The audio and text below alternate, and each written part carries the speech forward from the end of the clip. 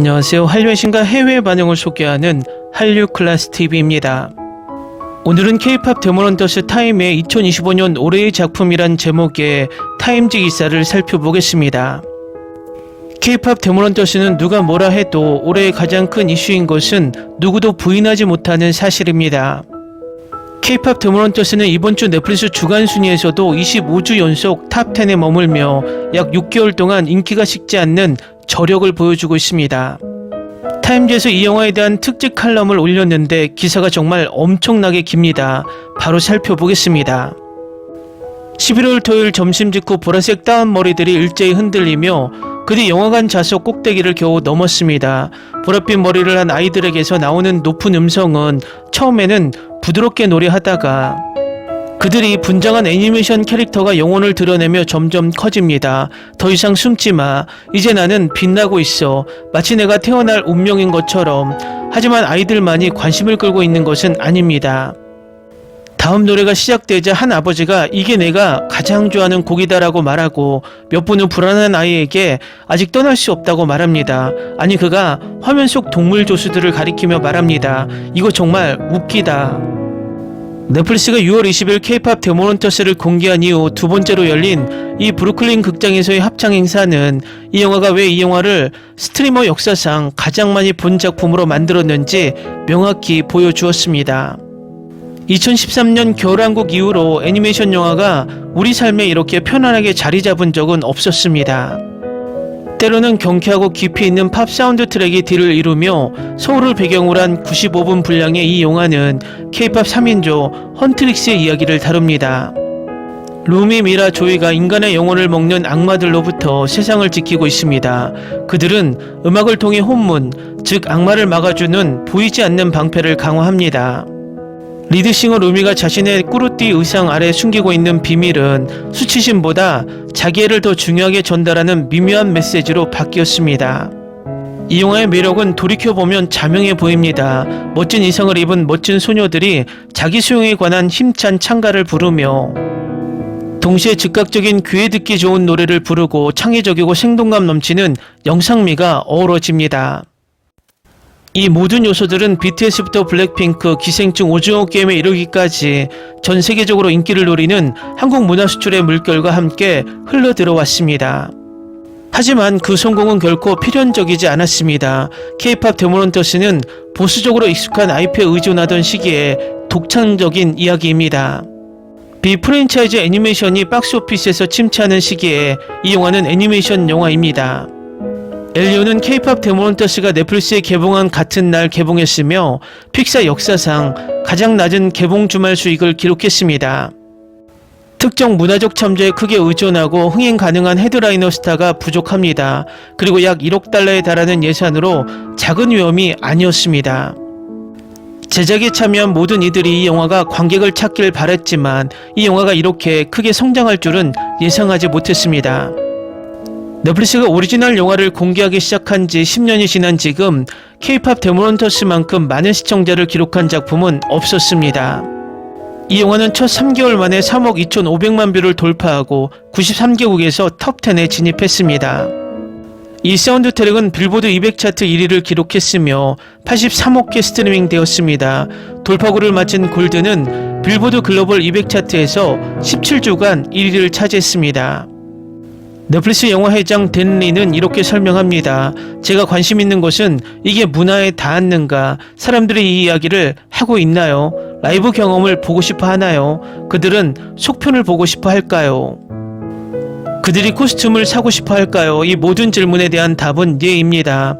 8월 넷플릭스가 처음으로 이 영화를 극장에서 상영한 날 세계 대륙에서 1,300회 이상 매진되었고 스트리머가 처음으로 박스오피스 1위를 차지한 것으로 추정 1,800달러를 기록했습니다. 속편 소식은 11월에 나왔고 같은 주의 영화는 올해의 노래 부문을 포함해 그래미 부문 3개 부문 후보에 올랐으며 12월 8일에는 골든글러브 부문 3개 후보에 올랐습니다. 앤디 샘버그부터 켈리 클락슨까지 유명 인사들이 이 영화에 대한 사랑을 밝혔고 포트나이트에서는 플레이어가 캐릭터를 위해 데모넌터의 스킨을 구매할 수 있게 되었습니다. 노박 조코비치는 US 오픈 8강에서 승리한 후 중독성 강한 곡 소다팝에 맞춰 춤을 췄습니다. 육아 전문가인 배트 케네디 박사는 아이들과 함께 영화를 보는 가이드를 만들고 340만 명의 인스타그램 팔로워에게 홍보했습니다. 출연진은 더 투나잇 쇼와 메이시스 추수감사절 퍼레이드에 출연했으며 세러데이 나이트 라이브에 깜짝 출연해 진행자 배드버니가 친구들이 영화의 탁월함을 이해하지 못한다고 꾸짖는 스케치를 했습니다. 구글이 가장 많이 검색한 할로윈 이상 상위 5가지는 모두 영화 속 캐릭터들이었지만 올해 트릭 오브 트리트 참가자들 대부분은 넷플릭스 승인 이상을 입지 않았습니다. 그럴 수 있으려면 라이센스를 받은 제작 파트너들이 영화 개봉 몇 달 전에 이미 베팅해야 했을 것입니다.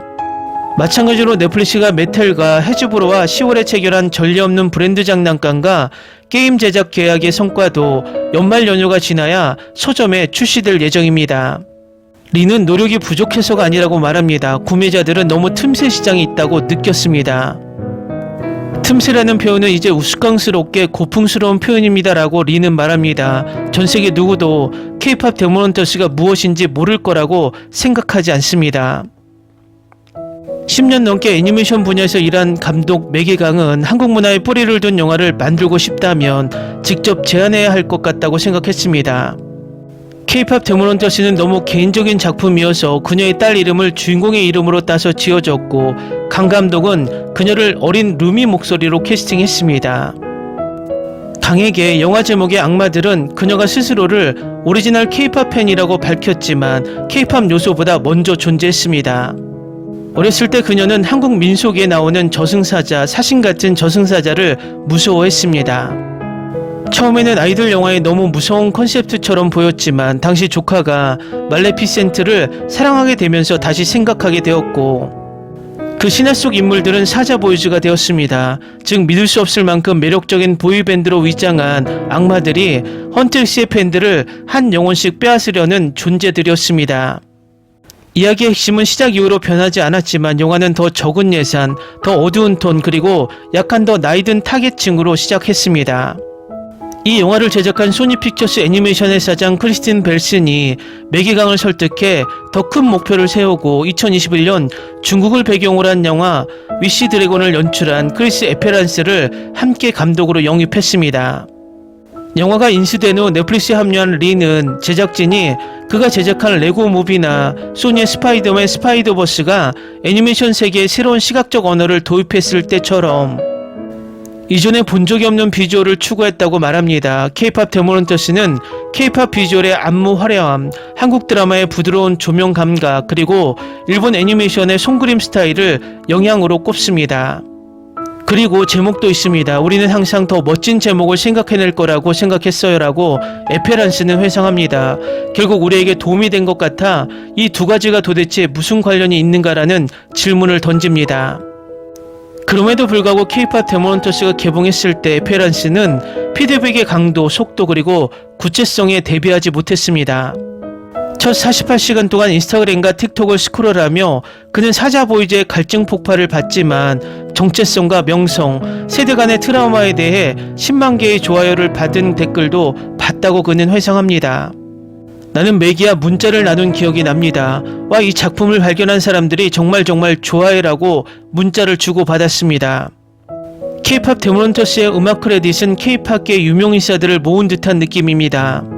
블랙라벨의 공동 창립자 테디박은 블랙핑크를 프로듀싱하고 공동 작곡한 경력이 있으며 프로듀서 린드그렌도 있습니다. 루미의 노래 보컬을 맡고 앨범의 7곡 중 5곡을 공동 작곡한 작곡가 이재는 작곡가로 전향하기 전 SM 엔터테인먼트에서 10년 넘게 연습생으로 활동했습니다. 그녀는 또 다른 동료 작곡가 앤드루 채를 영입했고 채는 결국 사자보이즈 리더 진우의 노래 목소리로 캐스팅되었습니다. 따라서 K-POP 팬들이 이 영화의 복음을 가장 먼저 전파한 사람들 중 하나였습니다. 이들은 일본과 중국 외의 지역에서 약 10억 명 이상의 팬이 있으며 2023년 전세계 시장 규모는 약 230억 달러로 추정되는 애니메이션 팬덤 회원들도 함께 했습니다. 두 팬덤 모두 바이럴시즘을 만드는 두 가지 핵심 요소를 가지고 있습니다. 전 세계적으로 매우 온라인적이라는 점입니다.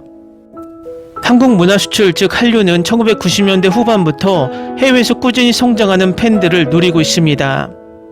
하지만 최근 몇 년간 그 영향력이 폭발적으로 커졌습니다. BTS와 블랙핑크 같은 그룹들이 영어를 곡에 도입하고 레이디 가가, 메건 디 스텔리언 같은 아티스트들과 협업하기 시작했습니다. 넷플릭스는 사랑의 불시착과 같은 한국 드라마의 주요 보금지가 되었으며 2023년부터 2027년까지 25억 달러를 투자할 계획을 발표했습니다.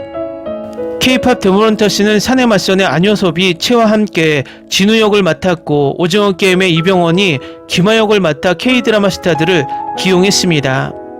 브리티시 컬럼비아 대학교 교수이자 초국적 한류, 한국 디지털 및 대중문화의 세계와 공동 저자인 윤경 씨는 K-팝 데모런터스의 성공은 한류의 새로운 국면을 알리는 신호입니다.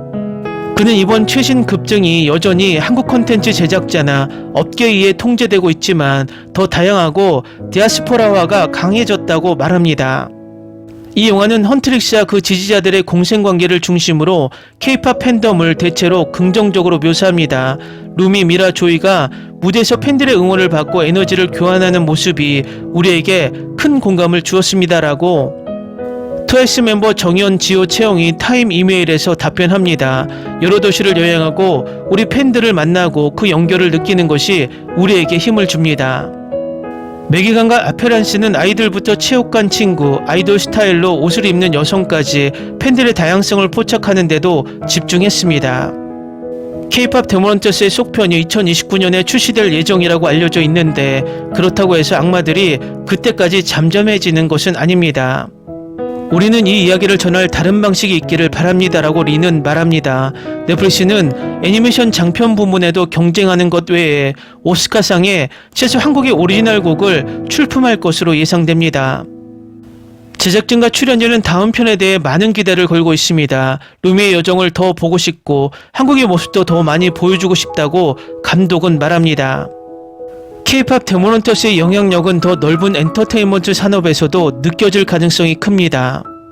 위험을 회피하는 할리우드에서 흥행을 장악하는 대형 여성 중심 액션 영화 한 편이 다른 영화의 배팅에도 안전하다는 것을 증명하는 것과 비슷합니다. 이번 경우에는 적어도 스트리밍 오리지널 애니메이션부터 매기관 같은 초보 감독들에게도 좋은 소식입니다. 새로운 목소리가 환영받는다는 것을 보여준다고 리는 말합니다. K-팝 데모런터스가 세운 기록을 되돌아보며 리는 2021년 영화 레드 노티스를 언급합니다. 라이언 레이놀즈와 드웨인 존슨이 주연을 맡았으며 한때 넷플릭스 영화 중 가장 많이 본 영예를 안았습니다. 비평가들은 이 영화를 무기력하고 지루하다며 빛을 보인 2억 달러의 존재론적 위기라고 평했습니다. 이 영화는 전세계 영화 스타들이 블랙타이 차림으로 싸우고 클레오파트라의 잃어버린 황금알을 더듬는 장면이 있었지만 각 시각적 장면마다 독특한 접근법을 취하지 않았습니다. 여러 언어로 가사를 열창하는 팬들로 가득 찬 극장도 없었습니다. 그리고 모든 연령대의 사람들이 자신 안의 가장 어두운 면을 들여다보고 그것을 빛 속으로 드러낼까 고민하는 모습도 없었습니다. 이 메시지를 듣는 어린아이들이 얼마나 많은지 생각할 때마다 조금씩 감정이 북받친다고 감독은 말합니다. 아마도 5살 아이들이 지금은 별로 생각하지 않을지도 모르지만 그들이 평생 이 메시지를 간직할 수 있길 바랍니다. 기사 잘 보셨나요? 전체적으로 이 영화와 한류에 대한 디테일한 설명이 나쁘지 않습니다. 이 영화가 처음 등장했을 때 저는 이 영화가 한류에 엄청난 영향을 미칠 것이라 예상했지만 우리나라 일부는 이 영화를 우리 것이 아니라고 애써 폄하했습니다. 지금 전 세계는 이 영화가 미국의 일본계 기업 소니픽처스가 제작했다는 사실을 중요하게 생각하지 않습니다. 이 영화를 한국의 한류 K-팝을 기르는 영화로 모두 인식하고 있다는 것이 중요합니다.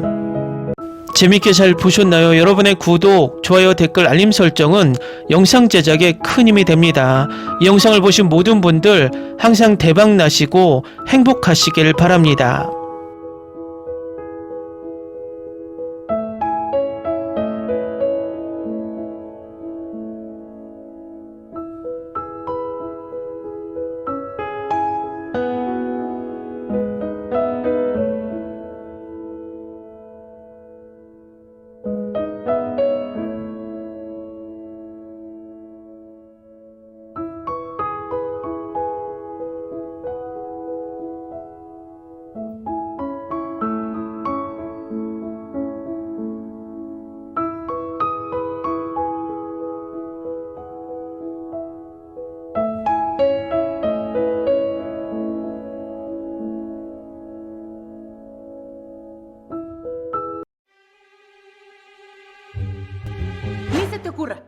Olvida el ganso y los tomates.